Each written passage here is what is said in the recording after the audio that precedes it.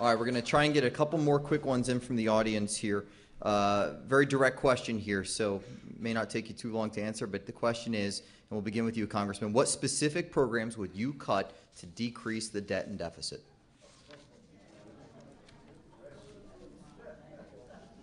Well, actually, this is not a theoretical question for me. I would cut the remaining money of TARP, for example, and I voted to do that.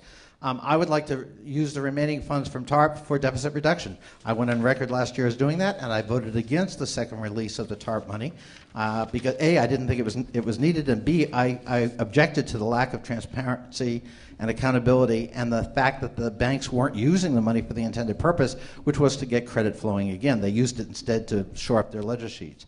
I voted against 2 jobs bills because they were unpaid for. I'm a Democrat. Democrats generally don't vote against jobs bills. I did.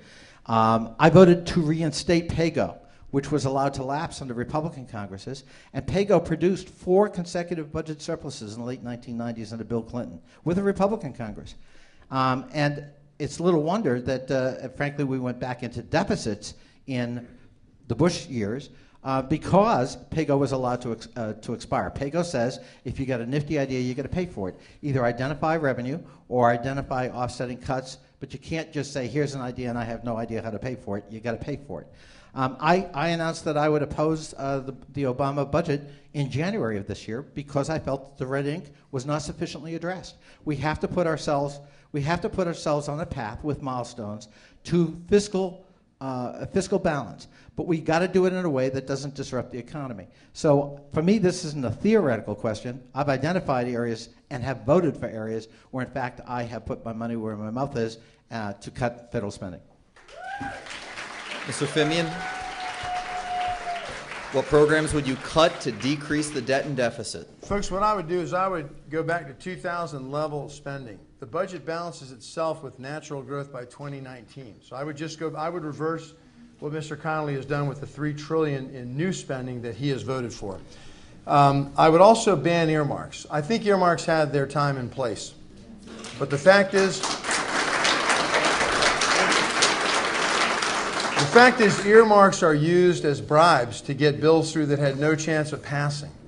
And they hand out, the Rock and Roll Museum to this congressman and the Mirtha Airport to that congressman, and everybody gets something they want. So they can go back to their district and say, hey, look, I'm bringing home the bacon. Vote, re-elect me. Again, I think that was then. This is now. These numbers are dizzying.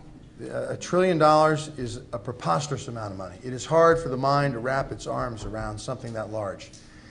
We must recognize what we're up against, and we must incent in a way that allows us to accomplish our objectives of fiscal sanity, because that's really what we're talking about here. The fact that you could spend 40% of your operating budget with borrowed money shows such callous disregard for the next generation. I don't know what would show worse, quite frankly. But it's essential. Now, that said, a federal audit showed that $122 billion can be saved by eliminating 22 programs that failed to achieve their objective. You can save $92 billion by eliminating improper federal payments. You can save $60 billion by eliminating waste, fraud, and inefficiency in Medicare. $35 billion waste, fraud, inefficiency, Department of Homeland Security. Folks, you save $25 billion just by selling the properties that we're now maintaining that are owned by the federal government. Now, plus let's stop spending this way. The stimulus bill, we paid $550,000, I know it's not a ton comparatively, for new windows in the Mount St. Helens Visitor Center. That's been shut down for 10 years. Look, I'm just saying this is all borrowed money that this has to be paid back. Our kids are going to be forced to pay this money back. This is very, very serious. We need to have a different look at the way we spend every dime. We need to bring a different view because of the impact it will absolutely have on our kids. And folks, I don't want to get into all of it, but when you debase your currency, man, you invite all kinds of problems. And that's the direction we're going. I mean, there's the Straits of Hormuz. You sink a couple tankers there, oil goes to $600 a barrel. There's the Indonesian shipping lanes. There's Taiwan. There's a lot that can happen. All I'm saying is economic security and military security go hand in hand.